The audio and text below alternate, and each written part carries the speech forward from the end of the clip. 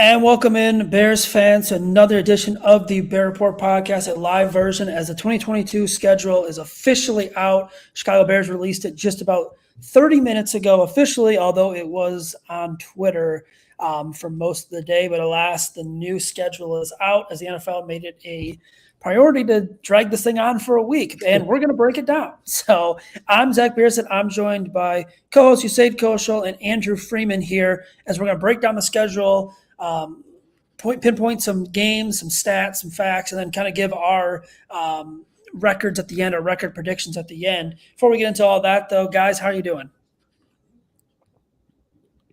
Yeah, I am doing well myself. Exciting to officially see the schedule release. I know you mentioned this before we started recording, Zach, but the schedule release video is not as bad this year compared to whatever the Bears had the last couple of years. I think in 2020 it was the Lyrical Lemonade one, which was absolutely atrocious. Last year they had like the paint type thing or something with I think it was Sherwin Williams, but yeah, excited to break this thing down. Yeah, certainly a lot to talk about here. I think some of the prime time matchups are going to be very interesting. Some more than others, but overall, yeah, just a lot to break down. I'm excited to talk about it. And looking at the schedule, I mean, like I said, it was leaked earlier. So if you're on Twitter and you're a Bears fan, you probably already know what the schedule was. But yeah, I mean, nothing too surprising right away when I looked at the schedule. We knew what the opponents were going to be, months in advance. You pretty much know next year's opponents, aside from the two or three divisional placements that they have to wait for. But yeah, it was just kind of the order. And looking at it, right off the bat, the thing that stands out is the Bears have three primetime games this year, not counting the Christmas Eve game against the Bills.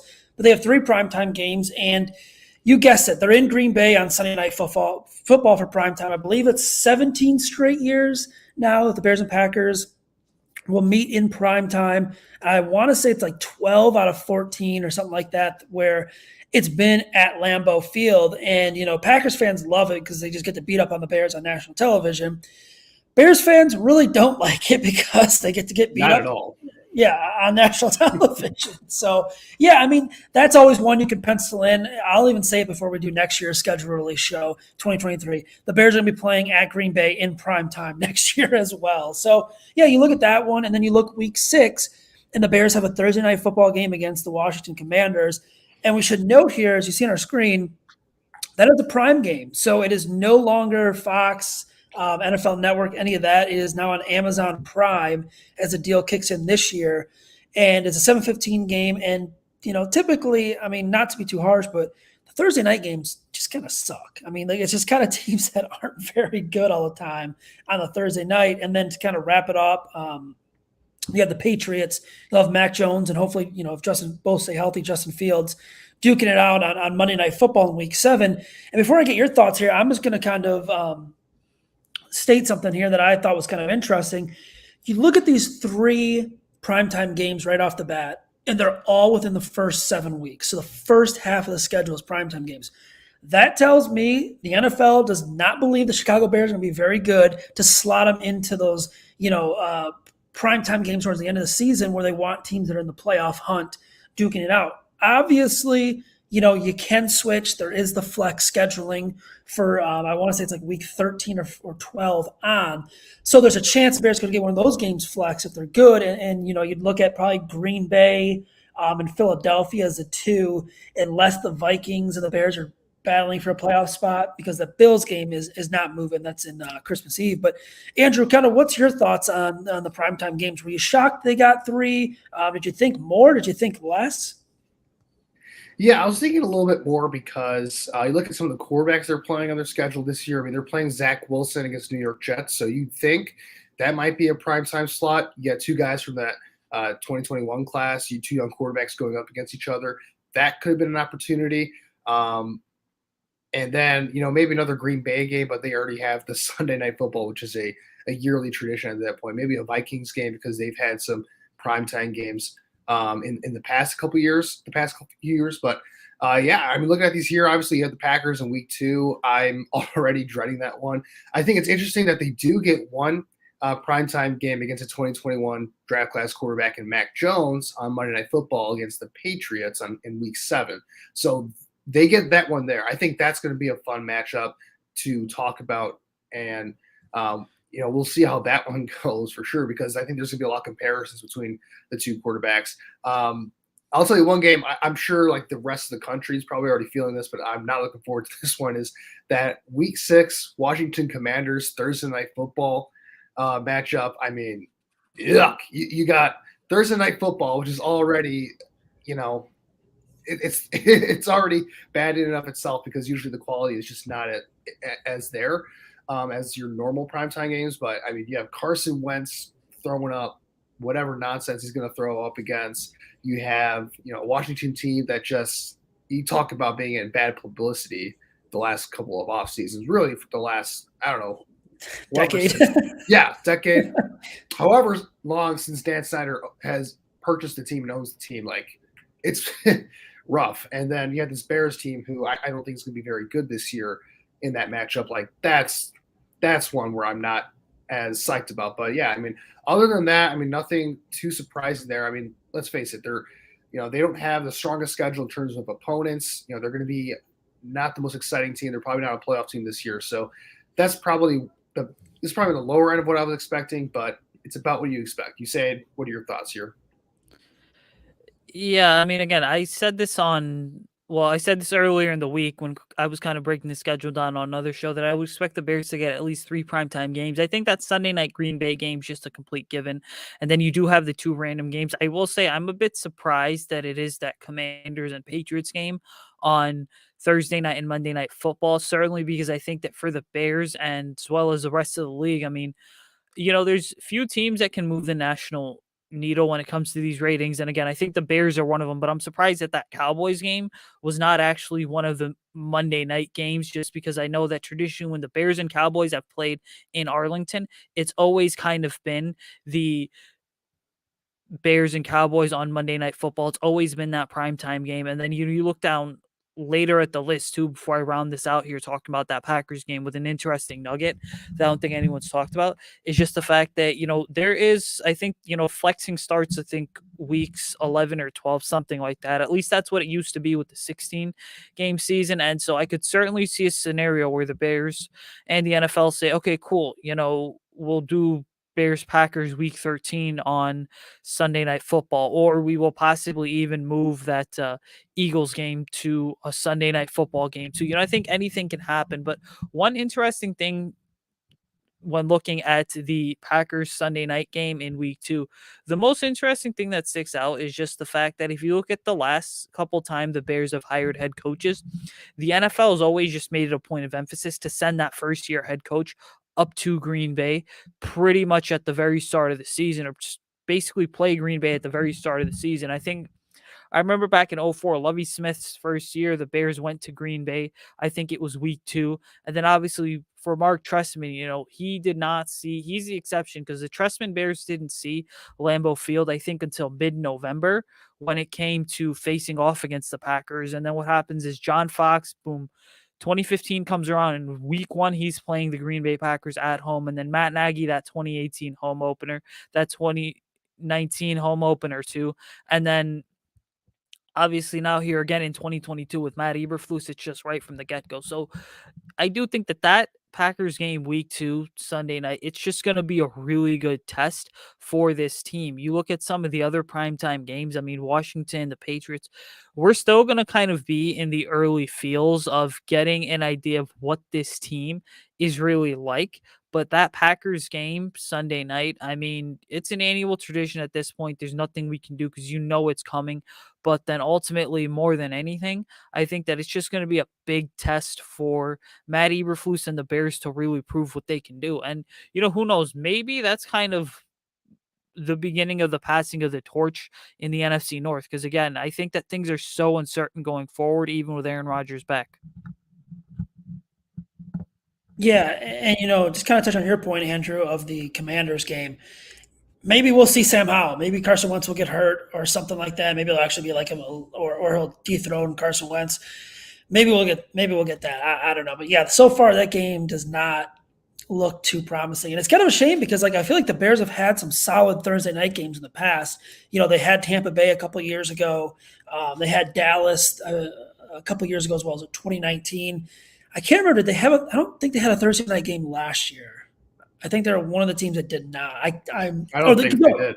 Because they're on Thanksgiving. They're with the Lions, but it's not a Thursday night football game. So it's still Thursday. But yeah, it's Thursday night games are especially the short week. But going back to the top of the schedule, you look at the 49ers game, and it's a noon kickoff on Fox. The Bears are opening up at home against the 49ers.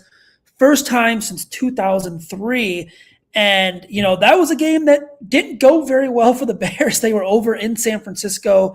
Cordell Stewart against Jeff Garcia, and the 49ers just pretty much manhandled them that day. It was 49-7 at the old Candlestick Park. And the Bears actually, got their only touchdown to get the lead down to 10-7 from Cordell Stewart to Desmond Clark. And the 49ers just, went on a 39-0 run and pretty much ended the game there. But looking at it, the Bears are going to open up as dogs in this game already. They're 6.5-point dogs in the very, very early line. That's probably going to change a little bit, maybe by a point or a half a point. If a big injury happens, maybe 2 points. But that tells me, the home team usually gets 3. So this is kind of an interesting spread. And looking at it, our friend Bill Zimmerman of SiriusXM and does his own Bears podcast tweeted out that the 49ers are now 10-2 in the last 3 seasons in road games that have a kickoff time of 1 p.m. Eastern, which is noon Chicago time. And that also includes last year's game against the Bears at Soldier Field. So the 49ers, that narrative of, coming from the West Coast, over to the East Coast and Midwest kind of, hurts teams like the Raiders, the Chargers, the Rams, the 49ers, Seahawks. But it looks like this 49ers, can handle it pretty well. And they're going to be an interesting team because I think the big storyline going into this game is Jimmy Garoppolo, Trey Lance. Which one of them is going to start against the Bears? Yeah, I think the spread is almost contingent on who's the starter for the 49ers because I think if it goes with Jimmy Garoppolo, who's proven that he can come in and beat the Bears here at Soldier Field, Jimmy Garoppolo, say what you will about him, whenever he's in the lineup, the 49ers seem to be a winning football team with him on the field. And when he's off the field for that, whether he's injured or someone else is starting, they don't have as much success. And, I think a lot of that is just because of the way that he executes that system for Shanahan and his comfortability in that offense for them. But, you also look at it, when you have playmakers like Deebo Samuel and George Kittle and Brandon Ayuk and the way that Shanahan can scheme with the running game, it's a matchup where it's going to be extremely tough. And I'm not sure the Bears, with their current roster construction, are in the best spot to, kind of go up against that. Now, I think it would be very interesting to see the storylines if Trey Lance were to somehow be the starter for week 1, whether Jimmy Garoppolo gets hurt, which he does have a tendency to do, or whether Trey Lance just beats him out in training camp for that starting job, which I don't really see happening. I think Shanahan wants to ride it out with Jimmy Garoppolo as long as he can at this point, or at least until they can make a trade. But yeah, it would be super fun to see Justin Fields and Trey Lance go at it because I think those are 2 quarterbacks that I think were in the running to go. Obviously, Trey Lance was in the running since he went number 3 overall, but Justin Fields is right there, I think, right behind Trey Lance in that discussion to go number 3 overall to the 49ers. And, it would just be a fun debate to have, just kind of see these guys early in their football careers and see where they're at as quarterbacks right now. Yeah, looking at, let's do this. Looking at the first, 5 games. Let's look at the first 5 weeks. And I want to get your thoughts on this. You said, I think there's some winnable games for the Bears. Week 1, you don't know what's going to happen. I would still take the 49ers. We saw a couple of years ago when the Falcons were coming off that Super Bowl appearance and the Bears probably should have won that game if Jordan Howard didn't drop that ball. And then, obviously Green Bay is probably the toughest game of the first 5 or 6. We'll say 6. But we don't know what Minnesota is going to be.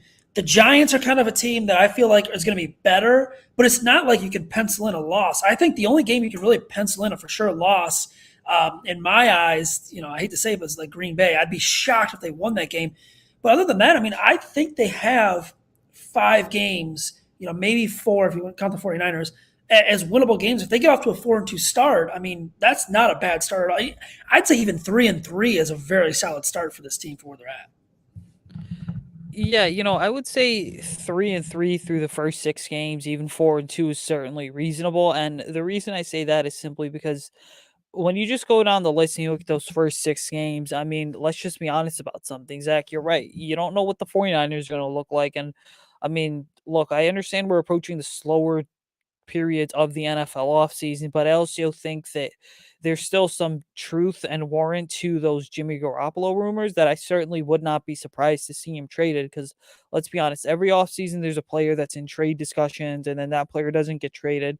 And then you kind of go into May, June, July, not really expecting anything. And then all of a sudden, a couple weeks before the season, there's a trade in place. I mean, it's entirely possible a quarterback gets hurt or something, and then all of a sudden the 49ers are indeed trading Jimmy Garoppolo. And then, we've talked extensively about that Green Bay game. Texans, their identity is ever changing. I understand, former Bears head coach Lovie Smith is there now, but again, they just have not added much this offseason to really warrant being a serious competitor at all. And then you look at the Giants and Vikings game. I mean, look, the Giants and the Vikings games, right? And this is a great note to make here is that the Bears do play 3 straight games, Texans, Giants, Vikings, where they are going to be going up against first-year head coaches with their respective franchises. And so when you look at the Giants and Vikings games, I mean, listen, I think the Giants' Achilles heel is still going to be Daniel Jones. I was of the opinion that they probably, when they hired Brian Dable, that it actually would have been smarter to have gone out and signed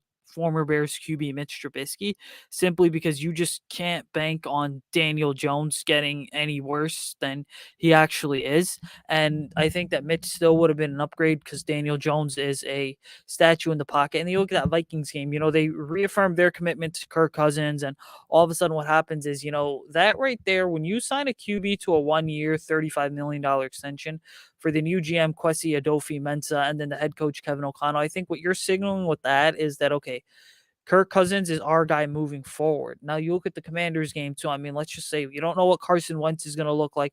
I know Frank Reich came out and basically admitted, oh yeah, the Carson Wentz decision, we thought it was the right decision at the time. And when you say at the time, what happens is you're basically admitting, yeah, we know over the course of a couple weeks, over the long term, that we totally messed up. But I think 3-3 is very favorable for Chicago the first 6 games of the year, because I think that really this team's schedule gets tougher starting from week 7 onwards. Yeah, I was going to say for those first 6 weeks, I think you have 3. I wouldn't say locks because there's never a true lock in the NFL. I mean, anything can happen on week to week. But I think 3 games I think you feel confident about in terms of how they're going to turn out is the 49ers game, the Packers game, and the Texans game, the first 3 weeks. Because I think 49ers and Packers, I think both those teams are better than the Bears right now, regardless of the quarterback situation for the 49ers. I just don't think the Bears are on that level. Assuming that Debo stays with the 49ers in that offense, they have too many weapons. Their defense, I think they're a bad matchup for the Bears because their defensive line is so good. And the Packers, I mean, they've been the division champs the last 3 years for a reason. Like they're, even with the loss of Devontae Adams, I still think they have more than enough. That defense is ferocious. It's Aaron Rodgers. They have LaFleur that as a play caller. They're going to be able to make things tough for the Bears at Lambeau. I do think the Texans are a good bet for the Bears to win, though. I think that's a favorable matchup for them. They're at home. I like what the Texans have actually done this offseason when you look at their draft, for instance. But I still think that team is like years away from being anywhere near competitive at this point. They're still a team that's kind of in limbo right now until they can get their quarterback situation figured out. And then you look at those next 3 games, the Giants, the Vikings, Commanders, I think those are all toss-ups. Now, the Giants, I think the Bears can win that game, even though it is in New York. It's just a matter of, how much of a stamp does Brian Dable put on his offense? They've upgraded that offensive line a little bit. I think they'll certainly be better than when they had Jason Garrett calling the plays for them, that's for sure. But it comes down to Daniel Jones and how much belief you have in him as a quarterback. The Vikings, I mean, the Vikings are basically the same team they've been for like a decade now. They're going to be in the playoff mix. They're kind of in that mediocre tier of, things bounce right for them throughout the course of the season. They'll make the playoffs. They'll probably be, a wild card team. maybe they win a playoff game, but probably not. But if not, they're probably going to be just outside looking in. And that's kind of where they've been this entire offseason. But still, I think they're still on paper a better team than the Bears right now. And this game is going to be in Minnesota, which is, of course, a very tough place to play.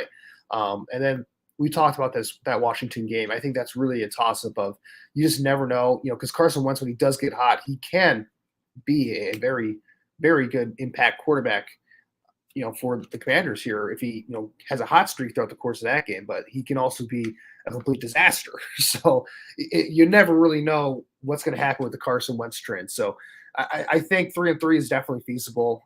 But I think that's going to be those last three games right there. After I think they will start 1-2. That's going to determine the rest of the season, I think, for them in terms of, will they put themselves in a good spot early on in that first third of the schedule? Yeah, and that's going to be key. You have to get off to a good start. And I think, 3-3 in my eyes is a good start in those first 6 games, because you look after that, man, it gets pretty tough. Like, you have the Patriots, the Cowboys, both of those teams were in the playoffs last year. The Dolphins, we don't know what we're going to get out of them. I mean, it's still going to be a tough game. And it kind of opens up a little bit more with the Lions and Falcons and Jets games. I think the Bears, they could win. But if you come out of there, let's say 3-3, you lose to the Patriots and Cowboys, you're 3-5, and then let's say you beat the Lions, the Falcons, and the Jets, 6-5, but then you have the Dolphins still.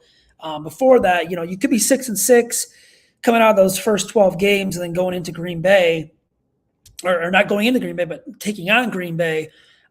It'll be kind of interesting. But something I want to note here, in looking at this in October, the Bears play 5 games in October. It's one of those rare times where it lines up where Sunday's very early in October, and you can play the 5 weeks. And you look, and they have the Giants on the road, they have the Vikings on the road, they have the Patriots on the road, and Cowboys on the road. The only home game in October is against Washington on Thursday night, and it's a short week.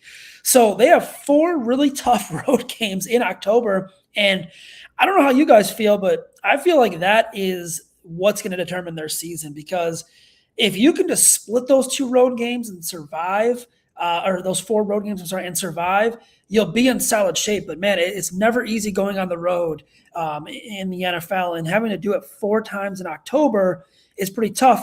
The flip side of that is you look at the back end of the schedule, December and January. I believe December, they have, I'm looking at my phone here, Green Bay is a home game, Philadelphia is a home game, Buffalo is a home game. So you have 3 out of all 3 games actually in December are home games. So that kind of flips the script a little bit. But yeah, it's going to be a tough October.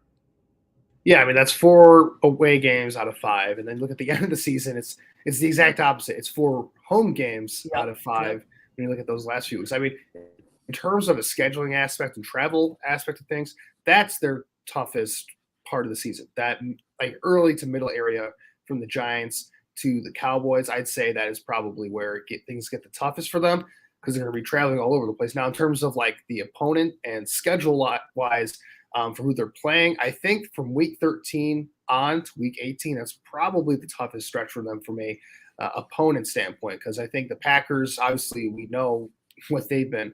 But the Eagles, I think they're set up to have a really good team this year, even if you have some questions about Jalen Hurts and what he is as a quarterback. Like the Bills, we know they loaded up. They're an elite team this year. I think the Lions could be a team where they look better down the stretch, because they're going to be getting Jameson Williams back healthy, I think, by that point. I think Dan Campbell is establishing a culture there. I like what they've done in terms of the offseason, especially in the draft.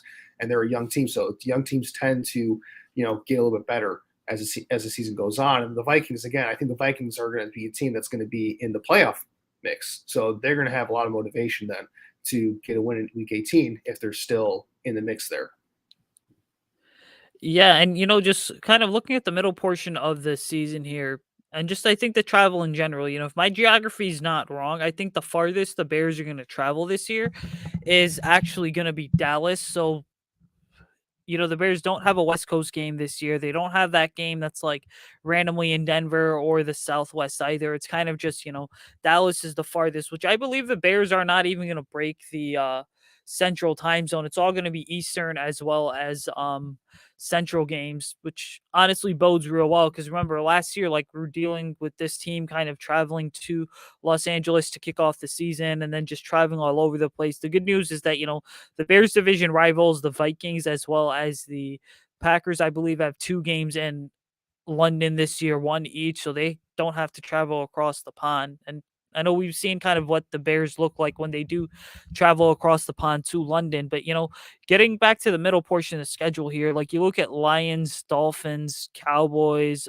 Falcons, even Jets. I would say that what the most intriguing part of the schedule for me this year is going to be week 9 all the way up to week 13, kind of that 5 or 6 game stretch, specifically because I think, the Dolphins, and I noted this couple weeks ago too when just looking at some of the opponents, is that the Dolphins are one of those teams where you don't really know what you're going to get out of Tua Tagovailoa. And then what happens is Mike McDaniel's the new head coach there. They kind of went ahead and revamped their running back room to take on a run first approach, but then adding Jalen Waddle and Tyreek Hill, having them join forces together really makes for one of the best receiving duos in the NFL. I think that Dolphins game is going to be a great test for this Bears secondary. I think it's actually going to be the best test throughout the entire season in terms of the Bears secondary. That includes now Kyler Gordon, Jaquan Brisker as well. You look at the Lions, the Falcons, the Jets. Okay, those are 3 teams right there that, again, I think the issue is that, a lot of Bear fans like to really clown on the Lions, but ultimately, hey, let's be honest about something. I mean, the Bears didn't necessarily escape Detroit last year on Thanksgiving with a clear-cut victory. Like, the Bears really had to struggle, battle, and claw and really play hard. And I think the Lions were actually leading at one point. So the Lions, you can clown on them, but hey, that entire locker room, I promise everyone right now, is brought into what Dan Campbell message is, as intense as Dan Campbell gets sometimes in those pressers. And then what happens is you've got the Falcons and Jets. Those I think you could pencil it in right now, 2 of the most winnable games on the Bears roster. Again, the Falcons, it's gonna kind of be the Ryan Pace revenge game. There's a couple former Bears there now too, Jermaine Ifedi, Elijah Wilkinson, obviously. But I think with the Falcons, what is that their QB situation's so unclear. I mean, they're literally closing off one era. Their only legitimate they have 2 legitimate receiving options in Kyle Pitts as well as Drake London. So going to be cool to see the Bears secondary go up against those guys. The Jets, I think the Jets have given with all the first round picks that they've made over the last couple of years. You look at guys like Mekhi Becton, Zach Wilson, Elijah Vera Tucker. This year you have the 3 first round picks and Garrett Wilson, Jermaine Johnson, as well as Sauce Gardner. The Jets have basically given Zach Wilson all the tools to succeed and the pieces to the puzzle, but now it's just a matter of can Zach actually put it together. And then I think, when you talk about after week 14, I mean, that's a tough stretch right there between the Eagles and Bills, but then those Lions and Vikings games certainly winnable too. Sorry, my mute button was still on. Yeah, it's going to be interesting. And, another thing I out here is I love these noon starts. Like, these noon starts are just, they're incredible because you don't have to, you do have the 3 primetime games, but, you don't have to wait all day for the game. Then you don't have to stay up. And then for those that cover the team and write about the team, it's tough in the primetime because it's just, you're scrambling to get stuff done. But yeah, you look at them, 13 games listed as noon. The Vikings one at the end of the year is probably going to be noon. So yeah, 14 out of the 17 at noon. You can't beat that. But yeah, the way the schedule sets up, it's easier definitely in the first half, I think. The second half does have some very winnable games. You look at the Falcons, like you mentioned, you say the Falcons and Jets are 2 that I can see the Bears winning. Who knows with the Eagles? Who knows what they're going to be at the end? The Bills game, though, it's probably shaping up to be a lot of coal in the stocking for Bears fans as a Christmas Eve treat. So I don't know. I know a lot of people like to spend that holiday, enjoying some adult beverages. So you might be enjoying a little couple extra when Josh Allen and the Bills. I know for me, I'll be having a little bit too much probably that night. Yeah, and also, you know what? A little bit too much. I can't complain because I do get to cover the team and go to the games, but man, it sucks having to work on Christmas Eve and Christmas. So yeah, I like to sit down and enjoy those games, but that one's gonna be a brutal one. I guess we should probably get into our final thoughts and predictions. Before that, though, we should note the preseason schedule as well. And let me pull it up really quick so I make sure I have it correct. But the first game that stood out to me, Matt Nagy makes his return to Soldier Field. Week 1 of the preseason, a noon kickoff on August 13th. And it'll be his first time in Soldier Field since last season when he was, eventually fired from the Bears. So that'll be a little bit. Let's see if that's a little bit of a revenge game as he's now the Kansas City quarterbacks coach. Then they go at Seattle on a short week, a Thursday night game. They go at Cleveland to wrap it out on August 27th. That's another night game. So, that's kind of the preseason schedule. But let's kind of get your final thoughts, guys, and then give me a record prediction as well. Yeah, I would say, really intriguing preseason slate too. Totally forgot about Matt Nagy, so I don't even care about the Matt Nagy revenge game at this point. All I know is that he's probably going to get booed very heavily by fans just because he deserves it. I'm pretty sure I promise you guys right now, there's going to be people that are going to that game just to boo Matt Nagy. But, ultimately, I think you look at this team right now, and we've got the preseason schedule up on screen too, is just that I would say realistically, 8 or 9 wins is what I have for the Bears this year. And I say 8 to 9 wins just because, again, it's a team that under Matt Eberflus, you hear the comments he's making, you hear the comments that the offensive staff is making. You know for a fact they're going to be tough and physical. You know for a fact they're going to be coached probably harder than we've ever seen before. Referencing Matt Eberflus here, who in his introductory press conference was like, get your track shoes on because we're going to go ahead and run. And so I think the Bears are going to be in a lot of these games. I don't necessarily think that there's going to be any true blowouts. And then, one specific note I want to make here, I think that Green Bay game in week 2, as well as the Green Bay game in, I believe, week 13. I mean, I think that the Bears are going to play hard in those games, and the Bears are going to play hard just because I think that one thing to understand about this coaching staff is that they're very clear cut and just to the point in terms of laying down expectations. It's not like what we saw with the John Fox era and the Matt Nagy era and the Mark Trestman era. It was kind of just, oh yeah, let's just bounce around, expectations, all that kind of good stuff. So I would say the Bears are going to win 8 games this year. Yeah, for me, I'm going 6-11 is my first prediction, or my more official prediction right now. I mean, we'll see what happens in training camp if anything changes that for me. But I think 6-11 is pretty safe for the time being. You look at this Bears team. Talk about hopefully the coaching staff does a much better job of getting these guys ready to play at a consistent basis. Hopefully some better game planning, especially on offense, would go a long way. But at the end of the day, I think I think the season is going to remind us a lot of that first year under John Fox in 2015. If you remember that year, the Bears, no one expected them to do, a lot of people expected them to be one of the worst teams in the league, if not like the worst team in the league.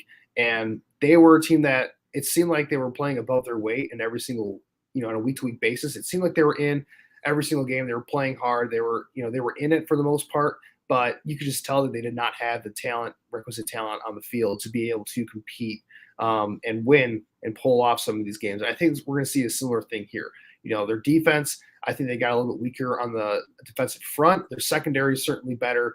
And with Eberflus, I liked what Sean Desai did last year. So I think, Eberflus, while he's a very good defensive mind, a very good defensive coach, they'll probably be a little bit better on that side of the ball, but I don't think it's going to be as much of a difference to really, make a huge difference in their win total there. Offense, I think, is going to be where their season gets determined, because if their offense takes a step forward and we see Justin Fields really come into his own as a passer, despite the lack of talent around him, I think they could pull off an extra game or two that I don't currently have them winning. Like for me, I think 6-11 is probably a realistic outcome for them right now. I could see them maybe, if Justin Fields does take that next step, getting to 7 or 8 wins. But I think a lot would have to go right for that to happen. But also, I look at this offensive roster right now, and it is just bad. The wide receiver room outside of Darnell Mooney isn't very good at all. I think the offensive line got worse this offseason. If Tevin Jenkins were to come in and be a stud from the right tackle, I think that'd go a long way. But they got worse at left tackle with, Larry Borom or Braxton Jones or whoever they're going to put out there at left tackle. They have a hole at right guard right now.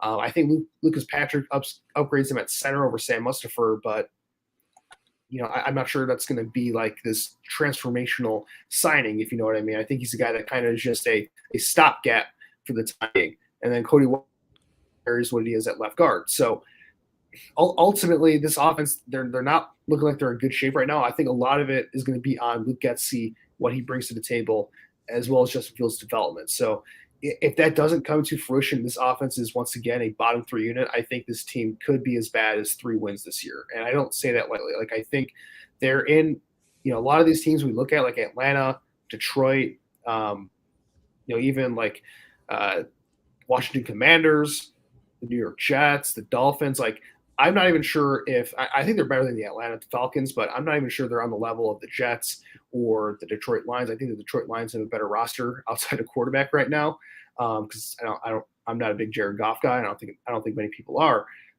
but it's hard to make an argument that they're better than teams like the Dolphins, the Jets, the Patriots, who those teams actually did invest in getting playmakers this offseason.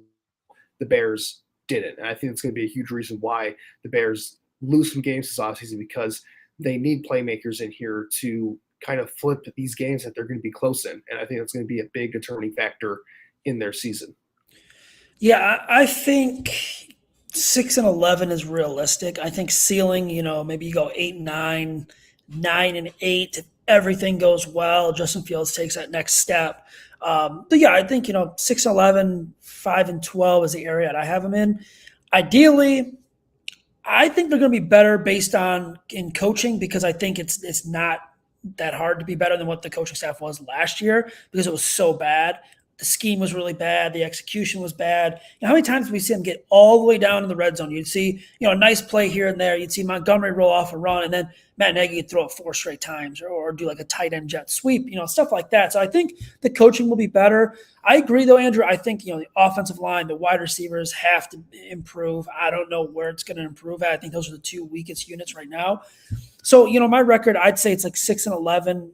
Sorry, and I don't mean to copy you, but I think that's where I'd have them at.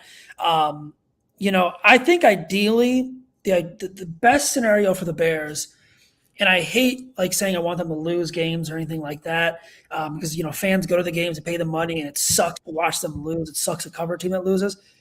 Justin Fields takes that next step. He's really good, and somehow they find themselves with like a top 7 to 8 pick in the draft, because then you're gonna have a shot at someone that can make an impact right away, a wide receiver, an offensive lineman, maybe someone on the defensive front, the front 7 there.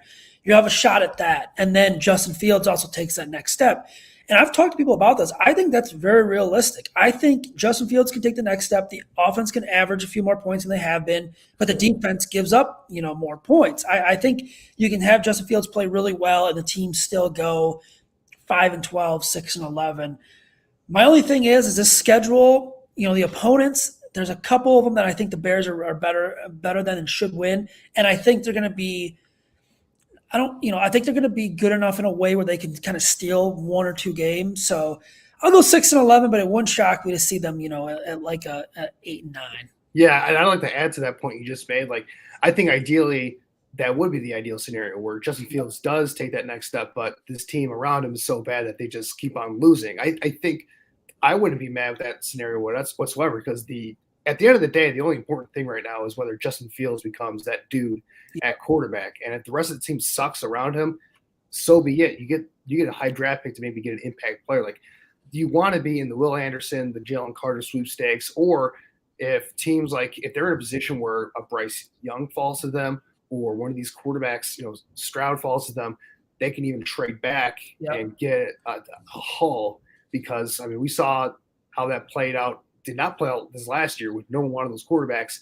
Teams want these quarterbacks. Teams are deliberately getting draft picks in this upcoming draft so that they have the ammo to trade up to get these guys this upcoming year. So if you're the Bears and you're in that situation where these guys fall to you, you should be on the phone. I'm getting way ahead of myself here because I'm already talking about next year's draft. That's how my mind is wired here, Zach. It's always about the draft all the time. But I think if you're in that scenario, I think that would be an ideal outcome. At the end of the day, the most thing I'm most excited about is Justin Fields and seeing his development and whether he takes that big step forward. On the list of things that matter, Justin Fields' development is 1, 2, 3, 4, and 5. And it's not everything. It's not the only thing, but it's the most important thing. It's 1, 2, 3, 4, 5. And you're right, man. Like we could see a scenario where a team calls the Bears. The Bears are sitting there like 7, 8, 9, 10 even. And what happened with Justin Fields? A team calls him, say, "Hey, we'll give you this year's first rounder. Maybe it's somewhere around number like 20 or something, and then we'll give you next year's first rounder as well." That's something you're probably going to do. So, yeah, I think ideally that's a scenario you want to see. It sucks. You don't want to see your team lose or anything like that. I just don't want them to get in a spot where they're coming down the stretch run and they're in the spot of like hanging just outside the top 10. And let's say they come in, they beat Philadelphia, they beat Detroit, Minnesota. Let's say they're in the playoffs and they're and they don't really have much to play for or something like that. And they beat them. They win like 3 out of their last 4. And now they find themselves picking at like 15, 16. And then that'd be like the worst case scenario for me. Yeah, I think, just to kind of wrap this whole thing up here, when we do look ahead to draft positioning too, and I've already got, the 2023 opponents on my mind too, because I believe it's going to be the AFC West, which is going to create for a lot of intriguing Bears matchups going into 2023. But I think ultimately, the big thing this year is just, and you guys kind of hit on this, is that, look, winning games is great because winning games is how you're judged in the NFL. But I also think that if you're Bears ownership, and so if you're George McCaskey, you're Ted Phillips, and you're Ryan Poles, you're looking at this and saying winning games is obviously the ideal scenario, but that shouldn't matter this year. What should matter more than anything is the development of Justin Fields and kind of what Luke Getsy and Matt Eberflus go ahead and do. Because, I've said this, and Andrew gonna nod his head when I say this, but I've constantly said that when you draft a franchise quarterback, it's not a 3, 4, 5 year investment. You're trying to make that 15, 20-year investment. And I think that for the Bears, like, look, they have to understand that they're in this for the long haul. When they traded as much as they did, they kind of committed to in the draft, trading down as much as they did. Ryan Poles kind of trading away Khalil Mack as his first major move on March 16th. It was kind of just, hey, we're in this for the long haul with Justin. But I think that more than anything, 2022, it's like people say, well, it doesn't really matter for the Bears. And it's just like, well, what context are you looking at it? Because I understand the draft pick next year, the high draft pick, hopefully. I understand, the 100-something million in cap space, which again is only there because the Bears only have so many players under contract. And some of these bigger contracts, I think like an Eddie Jackson, Cody Whitehair, Robert Quinn are going to come off the books next offseason.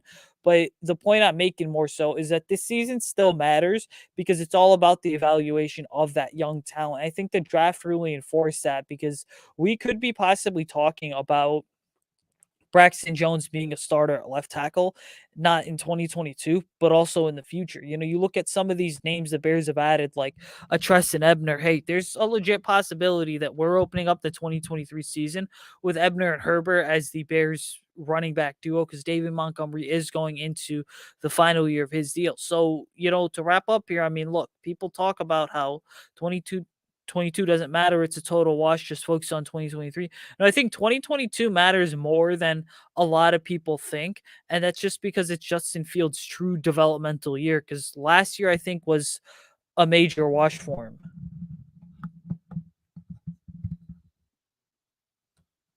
Yeah, sorry, my mute button keeps getting stuck. Yeah, I mean that's a good point there, and we'll have to see how the Bears build this, how Ryan Poles builds this moving forward, because next offseason will be one where he'll have all of his draft picks besides one pick, and then he'll have a lot of money to spend. So it'll be very interesting to see what they do this year, and it could just set the table for the future of this franchise. Guys, that'll wrap things up. Why don't you guys give your Twitter handle out and where everyone can follow you, and we'll go with you first, Andrew. Yeah, you can follow me on Twitter at AndrewFreeman25. You can find my work at the Bear Report. And then, just make sure to check out our work at Picks for Polls, where we're still in recap mode for this 2022 NFL draft. We just dropped our latest episode kind of going over the major storylines. We have our Bears grades for their draft, and we kind of went over every single pick that's out there as well. So if you want to check those out, definitely do that on the Bear Report podcast channel. Yeah, guys, you can follow me on Twitter. Check out my work on the Bear Report as well. Twitter's at Usaid Kosho. Like Andrew said, check out the Picks for Polls podcast. We're going to be recapping some of the NFC North drafts coming up here in a couple weeks. Hopefully, have some guests on too to just break down the draft in general. And, keep it locked in, guys, to everything going on at the Bear Report. I know we have OTA starting up here in a couple days, so we'll be busy covering that too. And as always, please rate, review, and subscribe on all major podcasting platforms.